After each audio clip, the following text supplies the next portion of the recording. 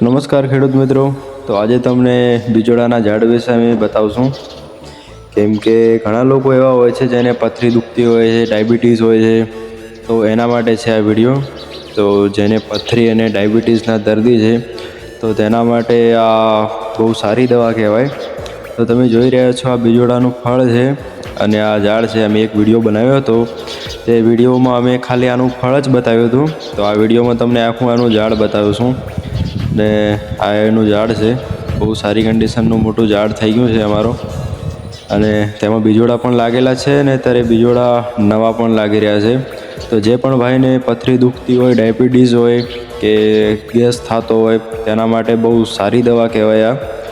અને જે લોકો હોસ્પિટલમાંથી દવા લે છે પથરીની ને જેને નથી મટતું એ એકવાર આ દવા ટ્રાય કરે, એને 100% મટી જશે.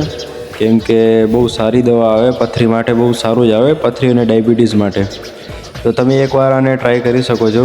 જે હોસ્પિટલની દવા લઈ લઈને બોર થઈ ગયા હોય તે એકવાર ટ્રાય કરે, કેમ કે બહુ સારી આવે દવા આની. અમે પણ ટ્રાય કરેલી છે, તો તમે પણ ટ્રાય કરો. અને આનું અથાણું પણ બનાવી શકાય. અમે અત્યારે બનાવ્યું છે આનું અથાણું, બહુ સારું બન્યું છે. જેને ગેસ થતો હોય કે એવી બધી પ્રોબ્લેમ હોય તે અથાણાથી પણ મટી શકે છે. અને તમે જોઈ રહ્યા છો આ એનું ઝાડ છે. અમે એક વિડીયોમાં ખાલી ફળ જ બતાવ્યું હતું, તો અત્યારે આનું આખું ઝાડ બતાવી રહ્યા છીએ. જો બહુ મોટું થઈ ગયું છે અને ઉપર પણ બીજોડા લાગી ગયા છે અને અત્યારે બીજોડા લાગવાનું પણ ચાલુ થઈ ગયું છે.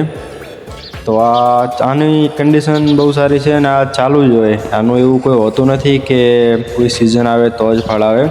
આ ફળ પૂરા થાય એટલે બીજા લાગવાના ચાલુ જ હોય.